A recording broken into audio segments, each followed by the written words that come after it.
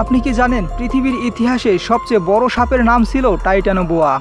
এই দানব আকৃতির সাপটি আজ থেকে ৬০ মিলিয়ন বছর আগে পৃথিবীতে রাজত্ব করত। এই সাপটি শুধুমাত্র অ্যামাজন জঙ্গলেই বসবাস করত। এর দৈর্ঘ্য ছিল ৫০ ফুট লম্বা আর ওজন ১ টনেরও বেশি। এটা এতটাই বিশাল ছিল যে কুমির পর্যন্ত গিলে ফেলত সহজেই। টাইটানোবোয়া ছিল বিষহীন, কিন্তু এর শক্তি ছিল দানবীয়। তবে আজ আর এই সাপটি পৃথিবীতে নেই, কিন্তু ২০১০ সালে কলম্বিয়ায় এই সাপের একটি কঙ্কাল পাওয়া যায়, যা দূর থেকে দেখতে একটা ব্রিজের মতো লাগতেছিল। এমন আরও রহস্য জানতে ভিডিওতে একটা লাইক দিয়ে চ্যানেলটি সাবস্ক্রাইব করো, না হলে কিন্তু তোমাকেও কামড়ে দেবে ঠিক এইভাবে। আপনি কি জানেন পৃথিবীর ইতিহাসে সবচেয়ে বড় সাপের নাম ছিল টাইটানোবোয়া।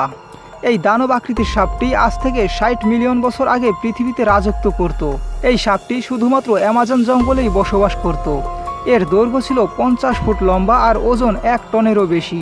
এটা এতটাই বিশাল ছিল যে কুমির পর্যন্ত গিলে ফেলত সহজেই। টাইটানোবোয়া ছিল বিষহীন, কিন্তু এর শক্তি ছিল দানবীয়। তবে আজ আর এই সাপটি পৃথিবীতে নেই, কিন্তু ২০১০ সালে কলম্বিয়ায় এই সাপের একটি কঙ্কাল পাওয়া যায়, যা দূর থেকে দেখতে একটা ব্রিজের মতো লাগতেছিল।